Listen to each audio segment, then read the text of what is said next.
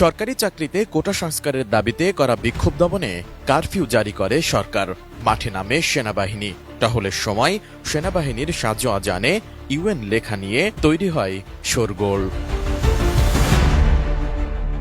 আন্তর্জাতিক গণমাধ্যমের ধারণ করা একটি ভিডিওতে কারফিউয়ের সময় রাজধানীর কারওয়ান বাজার এলাকায় মেট্রো রেল স্টেশনের সামনে দিয়ে সেনাবাহিনীর একটি সাজোয়া যান যেতে দেখা যায়, যার রং সাদা এবং সেখানে লেখা রয়েছে ইউএন।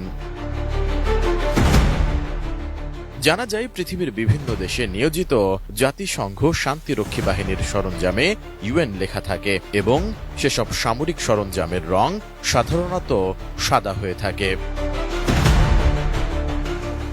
এ নিয়ে বিতর্ক তৈরি হলে বিষয়টি জাতিসংঘ মহাসচিবের মুখপাত্র স্টিফেন ডুজারিকের নজরে আনা হয়। তখন জাতিসংঘ সদর দপ্তরের আয়োজিত নিয়মিত সংবাদ সম্মেলনে স্টিফেন ডুজারিককে এ বিষয়ে প্রশ্ন করে এক বাংলাদেশি সাংবাদিক।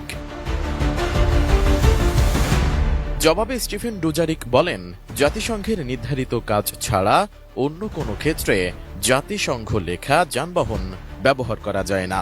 বাংলাদেশে আমাদের সহকর্মীরা জাতিসংঘ লেখা বাহন চলমান ঘটনা প্রবাহের সময় ব্যবহৃত হয়ে থাকতে পারে। আমরা এটা গুরুত্ব সহকারে বলতে চাই যে সব দেশ জাতিসংঘে সেনা ও পুলিশ সদস্য পাঠাচ্ছে, সেই সব দেশের শুধুমাত্র জাতিসংঘের কাজ করার ম্যান্ডেট আছে, সেখানেই কেবল